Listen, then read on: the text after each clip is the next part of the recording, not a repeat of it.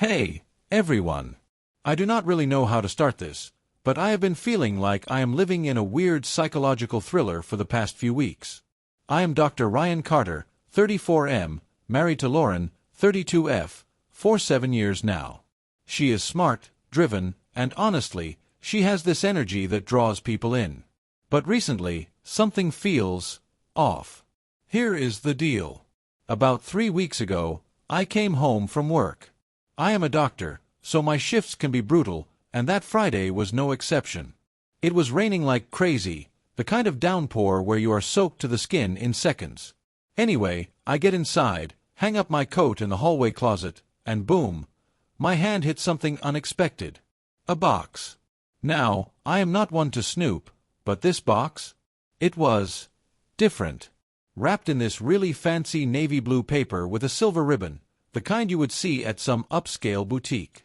I was surprised because Lauren is not usually into flashy stuff. Her gifts are always thoughtful but practical. Last year, she gave me a leather case for work. Simple, but perfect. This box, though, it screamed luxury. So, curiosity got the better of me, do not judge, and I took it out.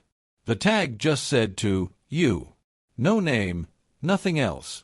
My birthday is coming up, so I thought, oh, this is for me. And honestly, I felt kind of touched. We have been arguing a bit lately, little stuff like schedules and forgetting plans, but I thought maybe this was her way of making up for it. I opened the box, yes, I know, bad move, and inside was this insanely beautiful watch.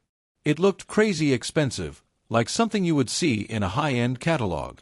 Black face, gold details, leather strap, totally stunning. I was blown away. Lauren knows I love watches, but this was a lot. Like, way beyond our usual budget for gifts. I decided not to mention it. I figured I would let her surprise me when she was ready. But then things started feeling weird. First, her behavior. Lauren has always been busy. She is in corporate marketing and kills it at her job, but lately she has seemed distracted.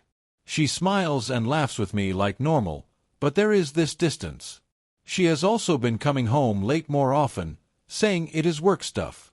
At first, I did not think much of it. But then she started acting really protective of her phone.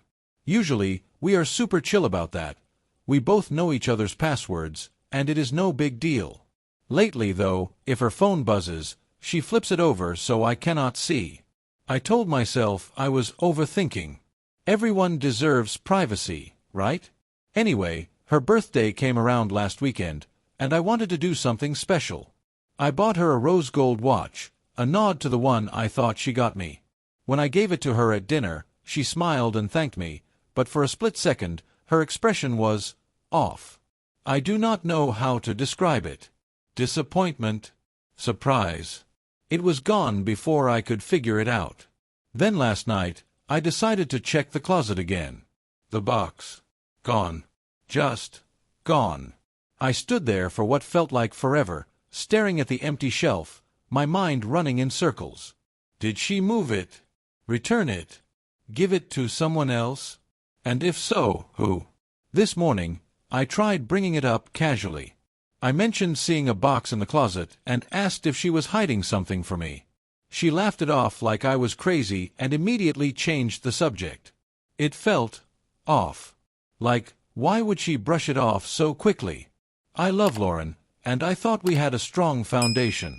But now I am not so sure. Am I reading too much into this? Or is there something deeper going on? I need advice. What would you do? A few days ago, I was in the middle of a hectic clinic day when Lauren, my wife, called me out of nowhere. For context, this never happens. She knows my schedule is packed. Her tone was cheerful, but there was this urgency under it. She said, "Hey, Ryan, can you do me a quick favor? One of my colleagues, Bill Carter, is not feeling great, and his doctor cannot squeeze him in today. Would you mind seeing him? I know your clinic is busy, but it is just a checkup." Now, I have heard her mention Bill before, a senior account manager at her company, but I had never met him. I asked what was going on, and she gave this exaggerated sigh, saying something like, "Oh, you know how men are. He has been coughing for days but refuses to see anyone. I finally convinced him, but his clinic is fully booked. You would be saving me and him a lot of hassle. I hesitated. I try to keep my work and personal life separate, but Lauren has always supported my crazy hours, so I figured I owed her this one. Plus, it seemed like a harmless request. I agreed, and she was so effusive in her thanks that I did not think much more about it.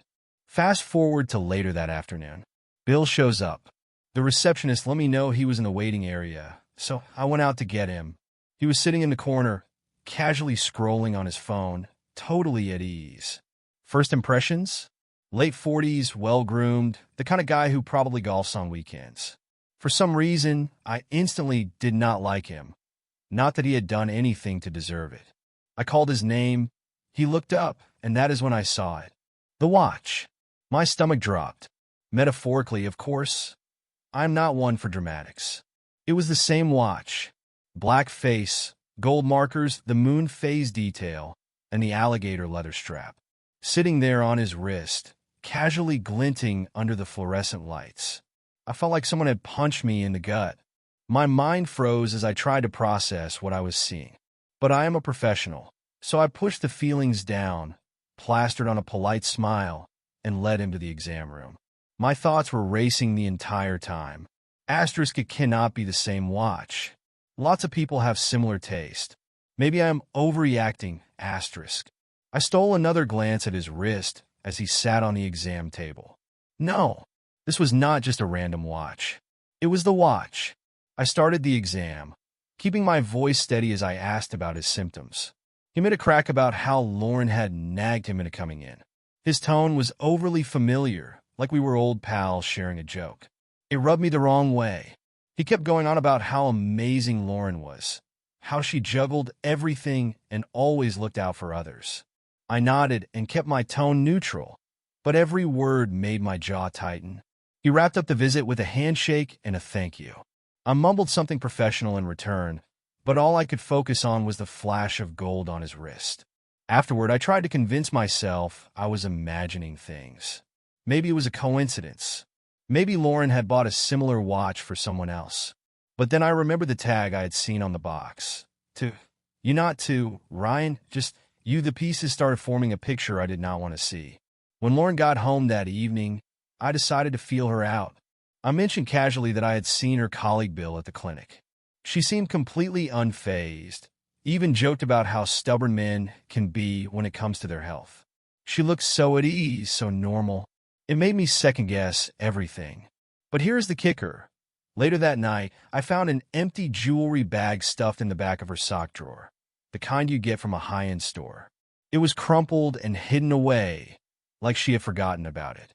And 2 nights ago, her phone buzzed while it was charging in the kitchen. I caught a glimpse of the screen. Asterisk, can't wait. See you soon. Asterisk, no name, just a number. I did not touch her phone. I'm not sure why. Maybe I am afraid of what I will find if I dig too deep. I do not know what to think anymore. Is this all just in my head? Or is there something bigger going on here? Part of me feels like I am losing it, but the other part cannot ignore how all these pieces keep pointing to something off. What would you do in my situation? How do I even approach this without sounding like I am accusing her of something terrible? I love Lauren, but I cannot shake this gnawing feeling that I am missing something right in front of me. I thought I was overthinking all this, but now I'm not so sure. Last night was illuminating, to say the least. It started off like a typical evening, one of those rare nights where Lauren and I were both home at the same time. She made her signature carbonara. She's a wizard with pasta, and we opened a bottle of wine to go with it. On the surface, everything seemed normal. She laughed at my lame jokes and talked about a new project at work. But underneath, there was this tension I couldn't ignore. Maybe it was me projecting, but every glance, every pause felt loaded. After dinner, as we were clearing the table, I decided to test the waters. I tried to keep my tone light, casual. Hey, I said, do you know where Bill got that watch he was wearing the other day? The one with the black face and gold details? Her reaction was subtle, but I caught it. A pause, the faintest tightening of her grip on a plate she was holding. Then she turned around, her voice breezy. "Oh, that?" It was a gift from one of his old clients. "Why?" I shrugged, pretending I wasn't analyzing every word. "It just caught my eye. It's a nice piece. Looked expensive." She nodded, her expression carefully neutral. "Yeah, I think it was a retirement gift or something. Bill mentioned it a while ago." She turned back to the sink, rinsing the dishes, but I could see the tension in her shoulders. Something about her answer didn't sit right. It was smooth, almost too smooth, like she'd rehearsed it. So I pushed just a little. I said, leaning against the counter. I could have sworn I'd seen one like it somewhere before. She glanced at me over her shoulder, her movements deliberate now. "Oh, where?" I shrugged again, feigning indifference. "Not sure. Maybe in a magazine or something." She smiled, a practiced, perfect smile. "Well, Bill's watch is definitely one of a kind. Those custom pieces always are." And just like that, she ended the conversation. The rest of the night felt like a game of chess. Every word, every look was calculated. She claimed she had work to catch up on and stayed up late at the dining table with her laptop. I went to bed, but my mind was racing. This morning, after Lauren left for work, I decided to do some digging. I went back to the closet where I'd first found the box, searching every corner, every pocket. And that's when I found it. A receipt, crumpled and hidden in the pocket of one of her old coats.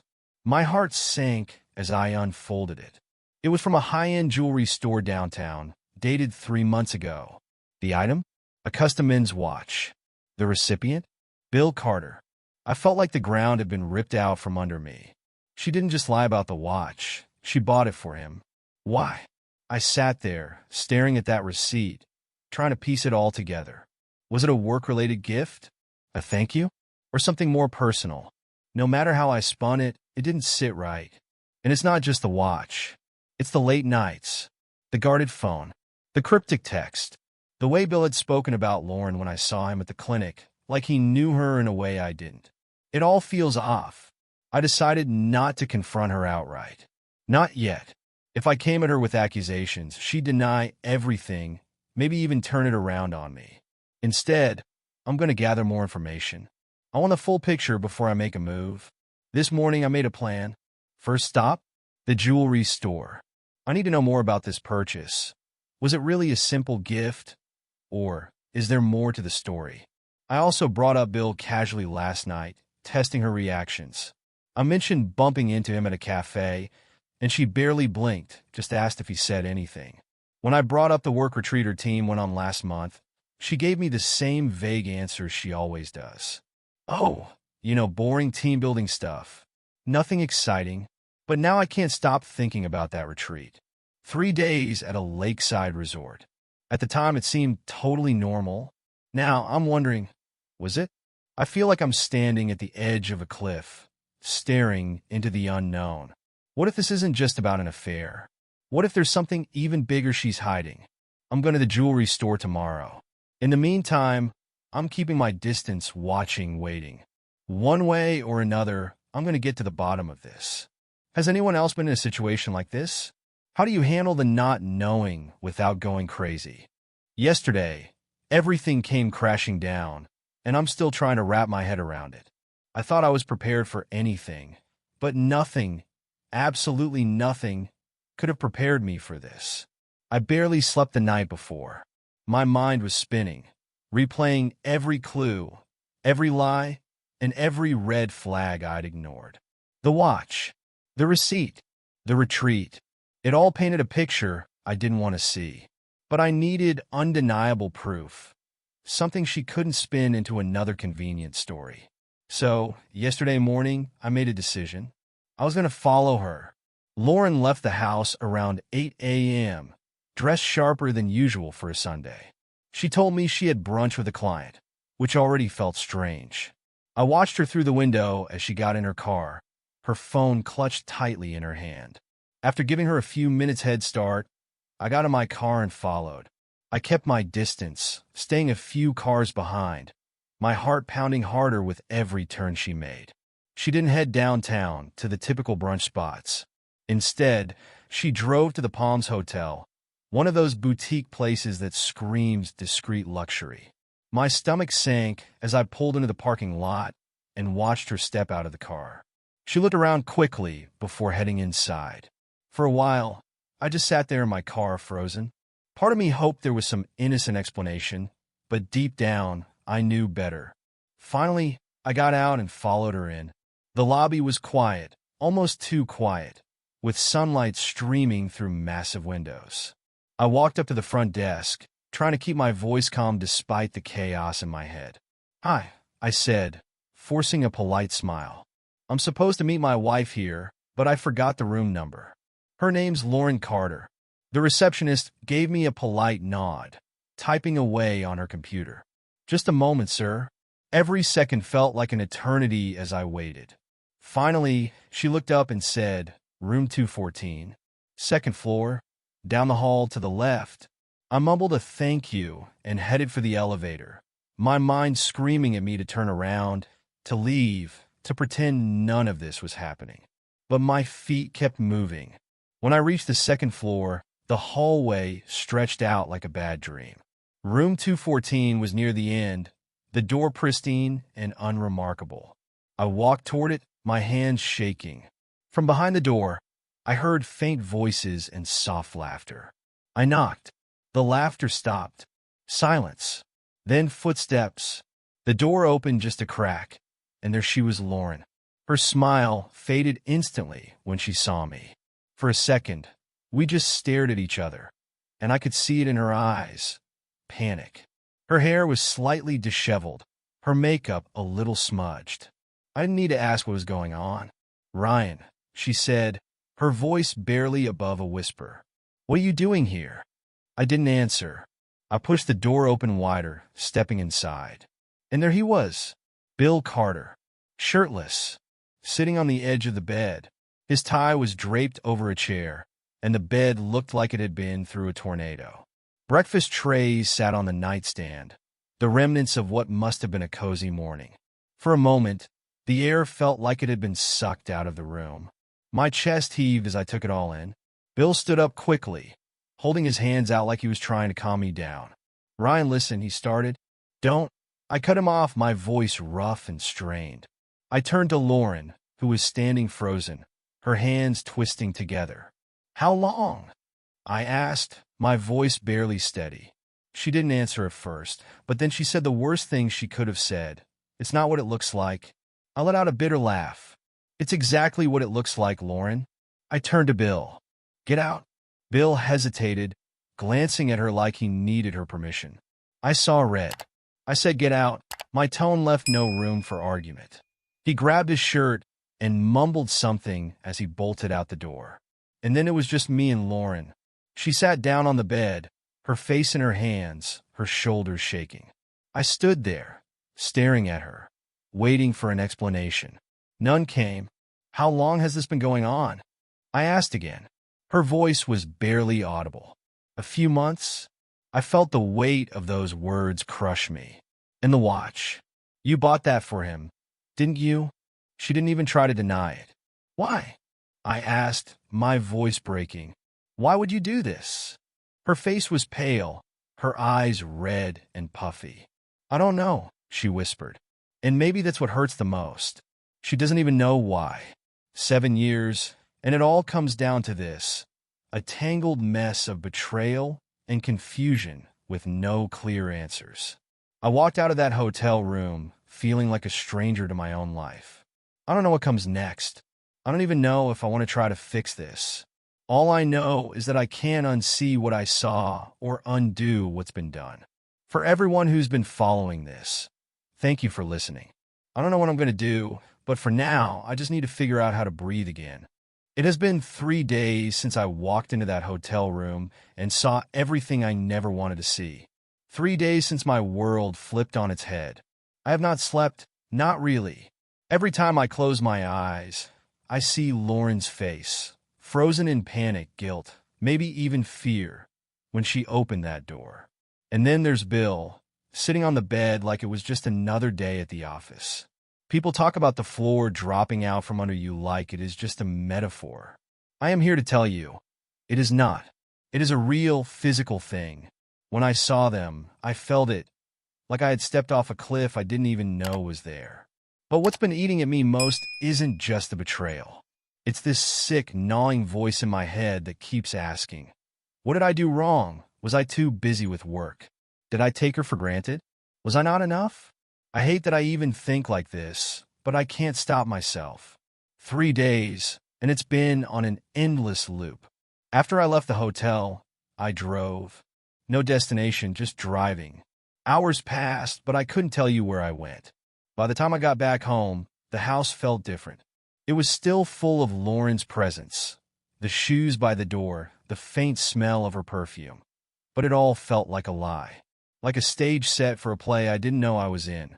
I spent that first night in the dark, sitting at the kitchen table, replaying her words over and over. Asterisk, it's not what it looks like. Asterisk, asterisk, I don't know. Asterisk, that last one is the worst. She doesn't even know. I wanted reasons, explanations, something to help me make sense of this disaster. Instead, all I got was a shrug. The next morning, she came home. I heard the door unlock, and for a split second, I felt relief. Like some part of me believed this was all just a nightmare, and she'd walk in and make everything okay. But then she walked in, and I remembered. She looked awful. Pale, exhausted, her eyes rimmed red. For a moment, we just stared at each other, neither of us saying anything. Finally, I asked, "Where were you?" Her response hit me like a slap. "Does it matter?" she said, her voice breaking. "Of course it matters," I shot back. "It all matters." She leaned against the counter, her shoulders sagging under the weight of everything she had done. "I stayed with a friend." "A friend," I said bitterly. "Like Bill? Is he a friend too?" That comment landed. Her face twisted, and for a second, I saw anger flash in her eyes. "I wasn't with Bill. Not after that." I didn't back down. "You mean after I found you in bed with him?" She flinched but didn't answer. I pressed her for answers. I demanded the truth. She finally broke down and admitted, "It's not just about Bill. It's not even about you." "Then what the hell is it about?" I asked, trying to keep my voice steady. Her response floored me. "It's about me," she said quietly. "Do you have any idea what it's like to be married to you? A doctor. The perfect husband. Everyone sees you as a hero, and I'm just there, supporting you, smiling, clapping. But no one sees me." Her words felt like a punch to the gut. "So this is my fault?" I asked, my voice trembling. "No," she whispered. "It's not your fault." But I felt invisible. I didn't know how to tell you, and then this happened. Her explanation was brutal in its honesty, but it didn't excuse what she had done. "That doesn't make it right," I said. "You don't accidentally cheat for months. You don't accidentally lie." "I know," she said, tears streaming down her face. "I know." And that might have been the end of it. But then, later that day, I got a call from my clinic. "Dr. Carter," the receptionist said, cheerful as ever. "Just wanted to let you know that Bill Carter came in today for a follow-up. He said you were concerned about his blood work." I froze. Blood work? I hadn't ordered blood work for him. I pulled up his file on my laptop, and there was an STD panel, dated 2 months ago. Not routine. Not something I'd ever discussed with him. My heart felt like it stopped. Why had Bill gotten tested? Did Lauren know? Had I been exposed to something without even knowing it? When I confronted her about it that night, she looked like I'd slapped her. "You knew," I said. "You knew he was getting tested." Tears filled her eyes, and she started sobbing. "It's not what you think," she whispered. "What do I think, Lauren? That you've been cheating with a man who needed to get checked for an STD? That you put me at risk?" She shook her head, insisting she didn't know until later. But I didn't believe her. Not anymore. Now, I'm sitting here with more questions than answers. The betrayal, the lies, the bombshell about Bill's test, it's all too much. I want to believe I've hit rock bottom, but a part of me knows there might still be more to uncover. How do I move forward from this? How do I trust anything, anyone again? Hey, everyone. It has been a week since everything unraveled, and after a lot of sleepless nights and soul-searching, I've made my decision. I'm leaving. Not just Lauren, but the life we built together, the house, the neighborhood, the routines. It all feels contaminated now, like trying to live in a house after it's been gutted by fire. There's no fixing this. Everywhere I look, I see the ghosts of what I thought was real and the lies hiding underneath. When I told Lauren, she didn't cry. She just nodded, her eyes tired and red, like she'd been expecting this. "Ryan," she said, her voice barely above a whisper. "I know you'll never forgive me, but I'm sorry." Her words hung in the air, hollow and weightless. I didn't respond. What could I say? Her apology didn't undo the months of betrayal, the lies she'd lived while pretending to be my wife. Still, as I watched her pack a bag and leave, slowly, like she was hoping I'd stop her, I felt something in my chest. Not love, not pity, but loss.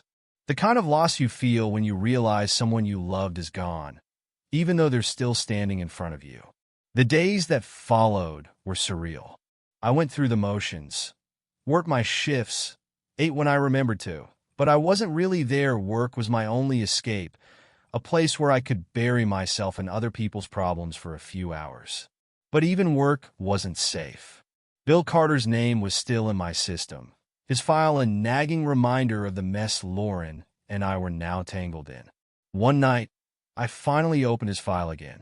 I don't know what I was looking for. Maybe closure, maybe something to make it all make sense.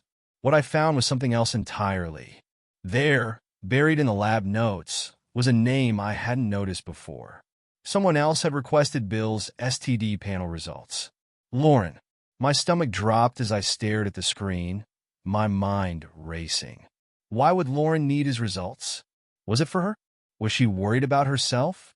Or was it something more sinister? I thought about confronting her, but I was done chasing answers from someone who only knew how to spin lies. Instead, I made plans to start over. 2 days later, I met with a realtor. The house is officially on the market, and I've started looking at apartments closer to the hospital. Small, simple, just for me. When I told Lauren, she didn't argue. She only asked for time to pack her things.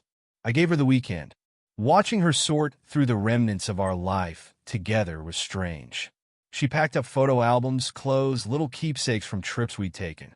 I thought it would hurt to see her go through it all, but I felt nothing, just emptiness, like I was watching someone pack up a stranger's life. On Sunday evening, as she was leaving, she hesitated at the door. "Ryan," she said quietly, not meeting my eyes. "There's something you should know." I didn't respond, just stared at her, waiting. She shifted nervously before continuing. "I didn't tell you about Bill's test results because his wife found out about us. She threatened to tell you. That's why he disappeared." Her words hit like a gut punch. "But she didn't," I said flatly. "Why?" Lauren looked away, shame etched across her face. She said it wasn't her place, that if I didn't tell you, I'd have to live with it. I laughed, cold and bitter. "Looks like she overestimated you." Lauren flinched, but didn't argue. Instead, she gave me one last look before walking out the door. I didn't watch her go. Now, I'm sitting in an empty house, surrounded by boxes that will be gone in a few days. It's quiet here, too quiet, but for the first time in weeks I can breathe. I've been thinking a lot about what's next. Not just where I'll live, but who I'll be. The man who trusted Lauren, who believed in our marriage, that man is gone. And maybe that's okay. This whole nightmare has been a reckoning. The cracks in our marriage were there long before Bill came along. I just didn't want to see them. A few days ago, I got a letter in the mail. Handwritten, no return address, my name scrawled across the envelope. Inside was a single piece of paper with 4 words. Asterisk, you don't know everything. Asterisk, I've stared at that note more times than I'd like to admit, wondering who sent it. Lauren? Bill? His wife? Someone else? I don't know. And for the first time, I think I'm okay with not knowing. Life isn't about having all the answers. Sometimes, it's about choosing to walk away from the questions. That's what I'm doing now. For everyone who has followed this, thank you. Your words, your advice, it helped more than I can say. I'm not sure where this road will take me, but at least it's my road now. And for the first time in a long time, I'm finally moving forward.